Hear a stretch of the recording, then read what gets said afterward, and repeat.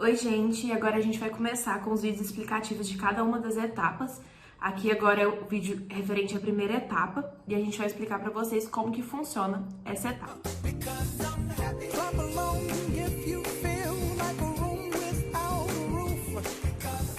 Bom, todas as etapas vão ter realmente uma cronologia a ser seguida para que vocês compreendam no final todo o projeto. E nessa primeira etapa a gente precisa o quê? Explicar como que funciona o setor que foi escolhido por vocês, de cada grupo, né? A gente vai explicar as características, os produtos, os produtores, tudo sobre o setor, né? Como a gente sabe, para um consultor já é muito difícil que ele tenha um projeto com 100% de certeza, né? A respeito da viabilidade. Então, o que a gente quer, que é esperado de vocês no projeto, não é que vocês acertem tudo, que tudo seja certeza. A gente espera que vocês, assim, busquem ter precisão nos dados que vocês coloquem e saibam defender aquilo que vocês colocaram. Independente de se tiver algum dado que não pareça tão coerente, mas que vocês saibam na hora de explicar, realmente defender aquilo que vocês colocaram no trabalho, né? Como se eles fossem realmente dados verídicos. Vocês têm que acreditar naquilo que vocês colocaram. E o mais importante é que vocês vendam o projeto de vocês. Então, se vocês souberem vender o projeto, independente do dado que você colocou, se ele está realmente muito coerente ou não, essa é a parte importante para o seu projeto, né? E é importante que vocês saibam que tudo tem que ter uma explicação, nada vai ser jogado no trabalho. Então, tudo que vocês colocarem no trabalho é importante que tenha uma explicação, tenha embasamento em alguma coisa e que ele realmente não é um dado à toa que tá ali só para encher linguiça no trabalho de vocês, não. Os dados que vocês vão utilizar nos trabalhos vai ser diferente, né, para cada setor. Então, vai exigir de vocês muita pesquisa em cima do setor de vocês. E é para isso que a gente, os monitores e o professor da disciplina, vai estar disponível para estar ajudando vocês com os sites que são melhores para encontrar os dados mais coerentes, né, para cada um dos setores. E uma dica é realmente pegar trabalhos antigos, não para copiar, né, de jeito nenhum, mas para ter um embasamento, para ver algumas fontes, alguns locais de pesquisa, para facilitar um pouco o trabalho de vocês, para dar realmente um norte ali. Que todo trabalho vocês vão ver, que a gente já falou isso até no vídeo da estética, vai ter a fonte embaixo. Então é interessante que vocês busquem trabalhos antigos para que vocês consigam achar com maior facilidade sites com fontes mais coerentes para o trabalho de vocês. Então, o primeiro slide da primeira etapa é a respeito da história do setor.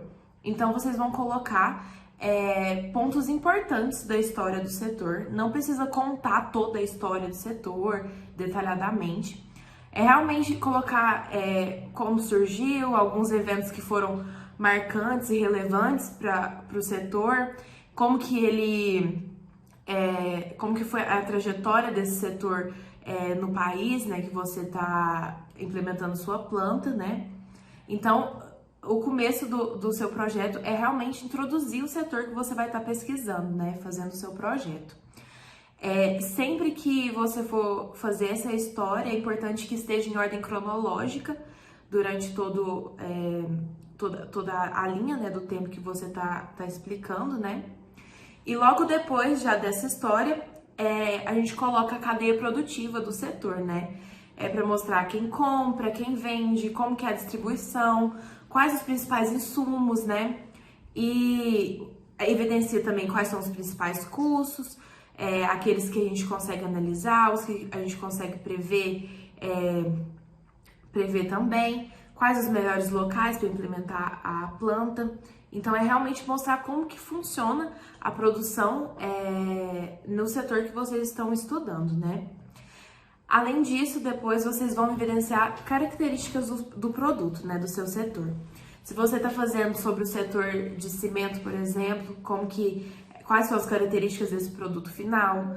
Se você está fazendo um trabalho sobre o setor cervejeiro, como que são as características do produto final desse setor, né? Então, qual que é a origem do produto, se é um bem normal, se ele tem substitutos, qual a classificação dentre os produtos, né? E as informações que você achar mais relevante de se colocar. Depois disso, vai entrar o slide que você vai apresentar as características do setor que você está fazendo seu projeto, né? Então, é importante que você mostre dados como as maiores capacidades produtivas no mundo, as maiores empresas, quem domina o mercado, quem são os consumidores, qual a capacidade média de consumo por pessoa ou pela empresa, características atuais que afetam, né, o consumo futuro e outras informações sobre o setor que vocês acharem relevantes e que sejam necessários para você explicar os dados e as informações que vocês estão colocando no trabalho, né? Retomando então com alguns conceitos que a gente vê na microeconomia, a gente tem que apresentar a estrutura de mercado do setor que a gente está trabalhando, né? Então, é importante que a gente mostre como funciona a interação entre a indústria e o consumidor final, lembrando também de evidenciar os agentes intermediários que existem durante esse processo, né, nesses mercados. Agora eu vou dar um exemplo da indústria da carne bovina, né? O produto, ele passa pelos pecuaristas, frigoríficos, varejo até o consumidor final, né? É importante que a gente evidencie também as interações entre oligopólios, oligopsônios, monopólios e monopsônios. E mostrar também se existem barreiras na entrada e quais são essas barreiras, né? Deixando claro como que é também o processo de venda, se ele é direto ou é um processo indireto. Uma informação interessante é que, por vezes, é difícil de encontrar, a depender do setor, a estrutura de custo. Quais são os custos diretos, indiretos e qual o preço do insumo e outras informações. Essas serão úteis para caracterizar o setor, mostrar a viabilidade e dar mais embasamento e credibilidade à etapa. Geralmente, encontramos esses dados bem separados em artigos científicos. Aí, você passa a informação para uma tabela ou gráfico de porcentagem e o resto das informações você utiliza nas etapas posteriores. É interessante tentar conseguir essas informações da estrutura de custo logo na primeira etapa, pois elas serão utilizadas na terceira etapa, então vai poupar seu tempo na maior etapa do projeto. Agora iniciamos com os gráficos, que são importantes para defender o porquê de uma implementação de nova planta no setor. Iniciaremos mostrando os dados mundiais, depois nacionais e, por fim, os estaduais ou municipais, sempre do maior para o menor. Lembre-se que ainda não definimos e nem precisamos definir municípios para a implementação de planta. Por enquanto, vamos analisar o setor e depois da análise partimos para a definição de local na terceira etapa. Vou dar um exemplo para vocês das informações cruciais na primeira etapa. Uma delas é a participação dos países na produção mundial, ou market share. Aqui, evidenciamos que produz mais se é vantajoso produzir no Brasil ou fora dele. Depois disso, podemos adicionar um slide com uma série histórica, mostrando o avanço da produção dos principais países. Esse slide revela muito sobre como o setor resistiu às crises em diferentes países, se o Brasil está avançando ou regredindo seus números produzidos e outras informações relevantes. Podemos, em seguida, já mostrar o consumo mundial, quais são os principais países que consomem seu produto, qual o volume desse consumo. Isso vai te ajudar a entender se é um setor em que há vantagem exportar ou manter no mercado interno. Há como buscar os dados de quais são os países que mais exportam esse produto. Isso vai mostrar a competição, se seu produto é caro no exterior, se o seu produto é vendido somente pelo volume que há no país, ou outras análises podem ser feitas, sempre buscando a coerência e informações corretas para embasar o projeto. Uma dica é buscar notícias jornalísticas. Estas sempre têm as fontes de onde foram retirados os dados e você pode buscar por essa fonte e, por vezes, pode conseguir mais informações para prosseguir com seu projeto. Há também muita informação nas associações nacionais do setor. A seguir, mostre quem são os países que mais importam o produto. Não necessariamente do seu país. É importante que seja em volume total importado de todos os ofertantes. Mas se só conseguir a informação de vendas brasileiras, deixa claro que são os maiores importadores do produto X brasileiro. Há um pequeno problema sobre qual posição deve ficar o slide com as maiores empresas produtoras. Se forem multinacionais, é legal que fique antes de começarem as informações do Brasil. Como é nesse caso, as empresas são gigantes e atuam em vários locais do mundo, para mensurar e mostrar quais são as maiores, você pode buscar por volume produzido, volume de vendas ou valor de mercado, ou valor de capitalização das empresas. Como é um gráfico comparativo, não use gráfico de pizza se não tiver as informações de todas as empresas que atuam no mundo, o que é muito difícil. Então, opte por gráficos de barras para mostrar a diferença entre as principais. Bom, agora que a gente já falou sobre as informações internacionais, vamos falar sobre o setor no nosso país. A gente encontrou no nosso trabalho informações em artigos científicos. E como é muito difícil acharem uma data precisa, a gente tentou aproximar basicamente 15 anos. Nesse caso, a gente conseguiu apenas 13 anos, mas assim, sobre a produção anual, né? Mas assim, a gente já conseguiu ter uma base para o nosso projeto. Essas informações mostram como o setor se comporta. Por exemplo, no setor de carne bovina, como se comportam as crises, por exemplo, as doenças que afetam os rebanhos, as legislações e muitas outras coisas. Nessa pesquisa sobre cada estado brasileiro, a gente vai entender como funciona em cada estado, ou seja, como são os custos dos insumos, como é a logística para entregar a nossa produção, o nosso produto. E nesse setor frigorífico, nesse setor da carne bovina, a gente busca um local onde ele tem proximidade às fontes de insumos e uma boa logística para o escoamento da produção. Mas isso também nos mostra que tem uma forte competição nesses estados e assim a gente tem que buscar a melhor opção para a implementação dessa ponta. Mais detalhes sobre esse ponto a gente vai ver na terceira etapa, onde vamos pontuar certinho o que é cada estado, cada característica e como ele atua nesse setor. Depois que a gente observa e estuda sobre cada estado, sobre como é a produção no nosso país, a gente mostra o destino do produto, ou seja, o quanto é voltado para a exportação e o quanto é voltado para o mercado interno. E isso não mostra que a planta deve seguir o que tem maior valor destinado, ou seja, a exportação é complexa, a burocracia e custos adicionais. Então, procure defender o que futuramente vai ser algo mais possível de ser feito. Agora a gente vai falar um pouquinho sobre a correlação dos dados, ou seja, a gente vai mostrar se há um dado influente em outra informação. A gente tem que ter em mente que a correlação não é sempre uma influência de um dado sobre o outro, ou seja, pode ser uma causa de outro se comportar de certa maneira. Mas é importante que a gente defina alguns parâmetros de cenários quando fizermos a projeção da demanda. Nesse projeto, a gente escolheu mostrar a relação do avanço da população brasileira e do consumo per capita do produto. E a gente viu que a correlação não é tão relevante por estar abaixo de 0,8. Com isso, a gente fez uma linear de tendência para mostrar as informações que a gente buscou. E mesmo não correlatas, seguem o mesmo destino ao longo do tempo. A segunda correlação que foi feita foi acerca do avanço do PIB per capita e do consumo brasileiro. Novamente, a correlação não foi tão relevante, mas depois de traçar uma linear, a gente mostrou que as tendências também andam juntas.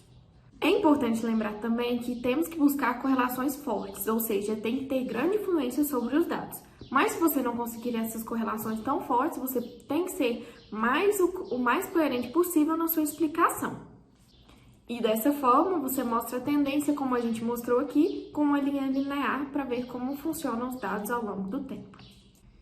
Como a gente precisa estimar os dados da demanda por 15 anos, a gente vai recolher uma série de informações.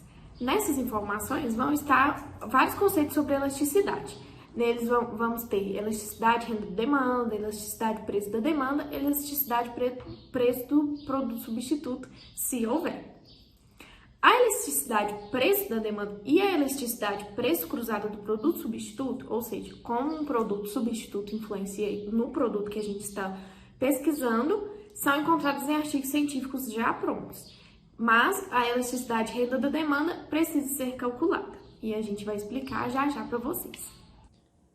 E como a gente consegue essa elasticidade renda da demanda? Ela precisa ser calculada, como a Maria Clara já disse, e eu vou precisar basicamente da variação percentual do consumo da demanda já existente e da variação do percentual do PIB per capita.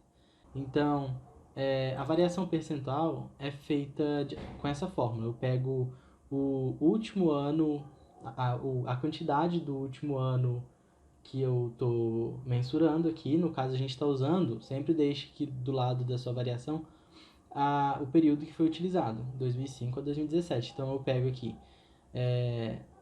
o consumo per capita de 2017, subtraio o consumo per capita de 2005, isso entre parênteses, e divido tudo isso pelo consumo per capita de 2005, do ano inicial.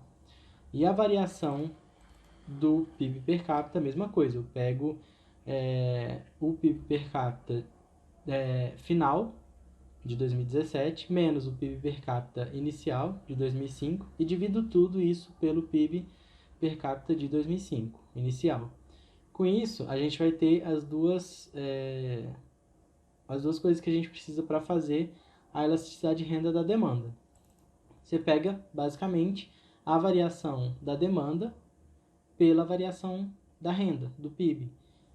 Divide um pelo outro. Divide a variação do consumo pela variação da renda, e aí você consegue aproximar a elasticidade de renda da demanda desse período. Você pode arredondar, geralmente é o que a gente faz, arredonda para 0,8, e aí você vai perguntar para o professor ou para o monitor, para a monitora, se faz sentido, ou de acordo com suas pesquisas também, se faz sentido essa elasticidade de renda da demanda que foi calculada por você. Depois que a gente conseguir as elasticidades, uma que foi calculada, as outras que a gente pegou em artigos, a gente passa, elas vão ser utilizadas para fazer a projeção. Então, depois que a gente conseguir essas informações, a gente passa aqui para os cenários. Quase sempre a gente opta por escolher 4 cenários. No caso desse trabalho aqui de carne bovina, a gente colocou o crescimento do PIB per capita e o crescimento da população como parâmetros para a gente fazer a nossa projeção de demanda. Então, a gente busca informações atuais ou a gente pega uma série histórica e vê como é que está a tendência, tudo isso para estimar qualitativamente como vai ser, como a gente espera que seja um cenário pessimista e otimista, tanto do PIB per capita quanto do crescimento da população. Nesse caso, a gente escolheu 0,5% de crescimento de PIB per capita para o nosso cenário pessimista e 1% de crescimento de PIB per capita para o cenário otimista. A população, o crescimento da população, a gente estimou que para o lado pessimista, pela visão pessimista, vai ser de 0,6% e o crescimento da população otimista 1,2%. Isso a gente pega uma série histórica, a gente analisa como foi os últimos anos esse crescimento, a gente vê notícias também de coisas que vão acontecer nesse ano ou que aconteceram agora para estimar como vão ser essas variáveis. Esses números aqui que estão entre os crescimentos estimados são a taxa de crescimento anual composta.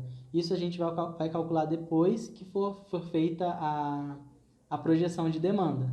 Então, eu vou passar aqui para o próximo slide que mostra a análise dos cenários, que é por que a gente escolheu o pessimista e o otimista, por que foi escolhido esse cenário.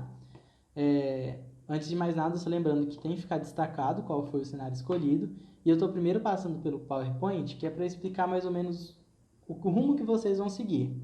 Não necessariamente vocês vão começar pelo PowerPoint ou essas informações que eu estou mostrando, mas é para vocês entenderem o que vocês vão fazer agora. E aí eu passo para o Excel para explicar. Então, é feita a análise de cenários, tem que colocar um resuminho bem curto do que instigou vocês a escolherem tais cenários. E, em seguida, eu já passo aqui para a projeção de demanda, para vocês verem mais ou menos como ficou, e eu vou voltar aqui para mostrar no final qual foi escolhido, por quê, o que fazer com o gráfico, enfim. Às vezes, alguns grupos optam por colocar mais cenários. Eu dou esse exemplo aqui do grupo de etanol, que fez 8 cenários. Então, isso vai depender do seu setor, se você também pode optar ou escolher colocar mais cenários, mas geralmente o aconselhado é que sejam de 4 para cima, se você tiver coerência no que você está fazendo. Então, tem essas opções que você pode usar no seu trabalho, se você tiver um pouco de tempo a mais. É interessante, dá uma credibilidade legal para o trabalho, e vocês veem que tem bastante opção de escolha de cenário, tudo isso baseado em uma análise qualitativa, que você vai entender como está o funcionamento do setor, como é que está o crescimento do PIB, do consumo do seu produto, e isso vai fazer você chegar a um cenário escolhido que seja coerente. E isso você vai defendendo no seu trabalho. Você não pode simplesmente chegar, escolhi essa projeção, esse cenário otimista, esse cenário pessimista, porque é preciso uma defesa, uma venda de como aquele trabalho foi bem feito. Então, sejam bons vendedores do projeto de vocês, que eu tenho certeza que vocês vão conseguir ser bem avaliados. Então, depois que a gente estimar o PIB per capita, pessimista otimista, a gente estimar o crescimento da população, pessimista otimista, a gente passa aquelas informações que a gente pegou agora no começo da etapa de consumo, que é a demanda, e aí a gente passa aqui por uma tabela, eu coloquei aqui em colunas, e a gente conseguiu esses dados de 2002 a 2018. Então, eu pego todos eles, coloco aqui numa coluna, e o importante aqui, vocês vão utilizar esse dado de consumo, de demanda, só do último ano que vocês vão projetar a partir dele, entendeu? Então, na fórmula que a gente vai usar para fazer a projeção de demanda, é necessário o ano anterior e as visões de crescimento de PIB per capita e de crescimento da população, assim como a elasticidade de renda da demanda, que foi calculada. Então, eu vou explicar a fórmula daqui a pouco, mas antes disso, só explicando o porquê dessas 4 colunas. Aqui eu coloquei os 4 cenários que a gente espera. Então, é o consumo com a visão de PIB per capita otimista e de crescimento da população otimista. A segunda coluna está com consumo com a visão de crescimento do PIB per capita otimista e o crescimento da população pessimista. A segunda é com o crescimento do PIB per capita pessimista e a taxa de crescimento da população otimista. E a quarta coluna é com o crescimento do PIB per capita e da taxa de crescimento da população, ambos pessimistas. Então, aí a gente vai conseguir projetar os 4 cenários com todas essas informações. Dadas essas, a gente já tem todos os dados aqui, já colocou todos na planilha, a gente vai utilizar uma fórmula para poder fazer a projeção. Vou dar o exemplo aqui do consumo otimista, crescimento do PIB per capita otimista e crescimento da população otimista. Aqui na célula B39, e vou mostrar aqui para vocês o que foi usado, o que essa fórmula tem. Foi pego a visão de crescimento do PIB per capita e a gente fixa essa célula com esse cifrão entre a letra da célula e o número da célula, e multiplica isso pela elasticidade e renda da demanda, que também a gente fixa, porque depois a gente vai arrastar isso para baixo para fazer todos os anos que são necessários. Isso entre parênteses mais 1. Fechou ambos os parênteses, como vocês podem ver.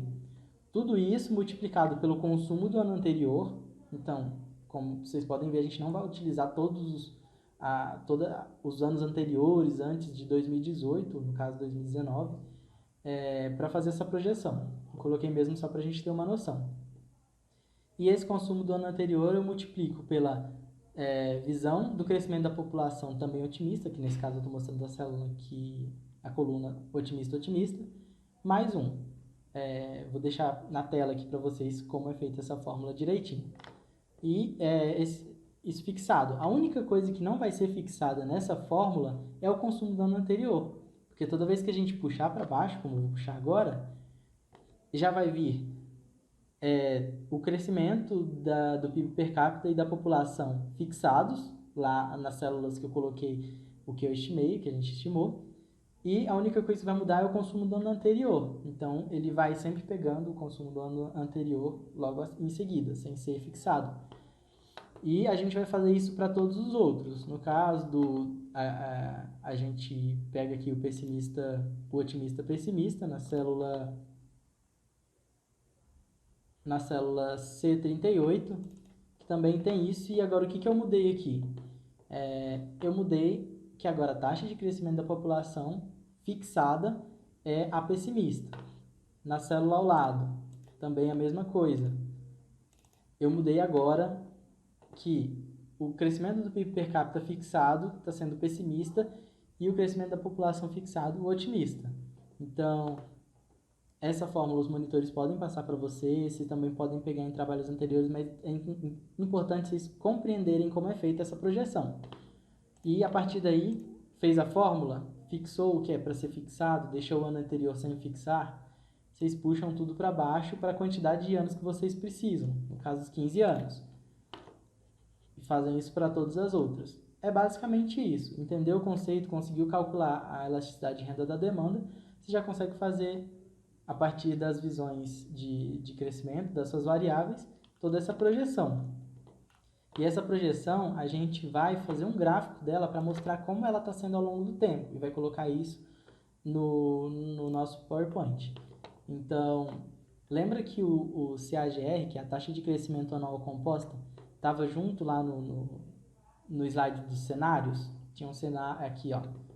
Tem o cenário e logo abaixo tem os números do CAGR, que é a taxa anual de crescimento composta.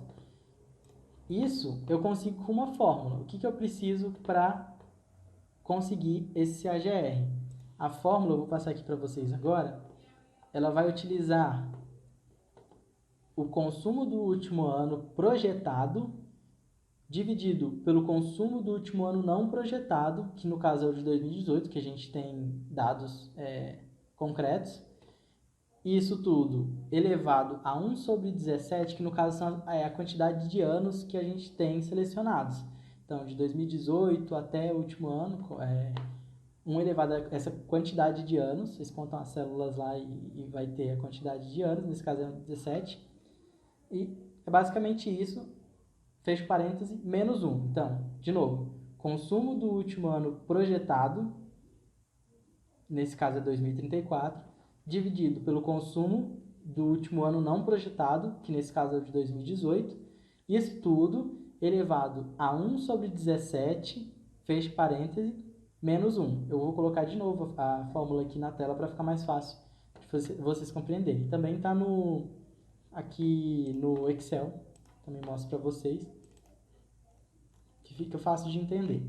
Não é difícil, não é complicado, vocês vão precisar de alguns dados e a partir disso a gente tem o CAGR e o cenário que foi escolhido, você destaca o CAGR e coloca lá no seu PowerPoint. De certa forma é simples, às vezes a gente vê esse monte de tabela, esse monte de número e fórmula, acho que é complicado, mas é tranquilo. Então tenta entender antes de fazer que célula está sendo selecionada. Muitas vezes você copia uma célula e cola do lado e ela vem com as células respectivas no lugar errado. Então se atentem bem a isso para vocês não selecionarem células erradas. Nesse caso, o que eu costumo fazer para ficar mais fácil, eu copio a célula e colo no lado, ela vai vir, ó, vou clicar 2 vezes, tá vendo? Desconfigurada, tá errada. Então, vocês podem tanto editar aqui nos numerozinhos, quanto também puxar aqui e aqui, para ficar mais fácil de selecionar os dados escolhidos. Então, puxei, não é um jeito certo de se fazer, é legal que vocês coloquem mas é um jeito fácil. Então, puxou, já está tudo selecionado aqui o que você quer. Como eu mudei a visão, agora está consumo otimista, pessimista, eu tenho que mudar esse aqui para baixo. Um jeito fácil de fazer isso é puxando aqui as 2 setinhas e aí já foi para a célula de baixo. E aí eu obtenho o resultado que eu tinha anteriormente com as células selecionadas corretamente. Feito isso, puxou, plotou seu gráfico aqui para mostrá-la no PowerPoint. Passando esse gráfico, vocês fazem o que a gente mostrou no primeiro vídeo de estética, faz toda a edição do gráfico, coloca num padrão e destaquem o cenário que foi escolhido. A gente escolheu aqui destacar o nosso cenário com uma cor mais vibrante, deixou os demais cenários que não foram escolhidos para dar continuidade ao projeto em pontilhado, e assim fica de mais fácil compreensão. Nesse caso, quando você trouxer o gráfico, ele vai vir com o eixo a partir do zero. E isso não é legal porque, deixa eu mostrar para vocês como é que fica. Você colocando a partir do zero, os cenários ficam muito próximos. A pessoa que está olhando assim fica, às vezes, pensando, tá, mas é praticamente o mesmo cenário. Não é, porque chegando ao final a gente tem um consumo projetado, uma demanda projetada de várias toneladas diferentes, ou outra unidade de medida que vocês têm no projeto de vocês. É importante vocês virem aqui na formatação do eixo, em opções de eixo, e aqui nos limites tem o mínimo e o máximo. Você coloca um mínimo que é aproximado ao que começa aqui a série histórica, vou colocar no caso 7, e um máximo também aproximado, no caso que eu coloquei aqui 10,5. E aí fica mais fácil de notar essa diferença entre os demais cenários ao final da série histórica. Com isso, colocou todas as informações, deixou num padrão estético que você já vem seguindo ao longo dessa primeira etapa. Colocou o gráfico. Como a gente agora está em um momento de ensino à distância, como foi explicado no primeiro vídeo, não vão ter as apresentações, mas assim que voltando à normalidade, é importante que você sempre saibam defender o seu trabalho, explicar bem o porquê foi escolhido tal cenário, porque isso vai dar embasamento para todo o resto do seu projeto. A gente vai precisar dessa projeção de consumo para fazer as demais etapas, é bem importante. Então, se atentem a defender bem, a buscar dados concretos, dados que sejam relevantes, para dar todo esse embasamento à escolha dos cenários, a como você vai projetar isso. Faz uma elasticidade de renda da demanda que seja coerente com a do seu setor, analisa, pergunta para o professor. Então, não esquece de pergunta para os monitores se faz sentido essa elasticidade que foi calculada, pesquisem em vários artigos científicos que tem, e isso vai ajudar vocês a serem bem avaliados, ter mais credibilidade no trabalho. E assim a gente encerra a primeira etapa. No próximo vídeo a gente vai trazer a segunda etapa, que no EAD vai ser a junção, a primeira e a segunda etapa, vocês vão apresentar em uma só, e trazendo projeção de demanda, de oferta, projeção de preço, entre outras coisas, são muito importantes para dar o desenvolvimento do trabalho. Como que eu falo, Hugo? Conceitos microeconômicos. Você não vai colocar isso! Não vai correr! Eu soltei Ei, você caracterize. Caralho, eu não aguento mais! Ai, eu falei, né? Para de me zoar, gente. Não, a gente tá respeitando Ai. mais do que a gente consegue. Ai, eu odeio ser youtuber. Não necessariamente. Buscou muito em... Como é a... Ai, que merda. Vamos ver, a barriga roncando. Tem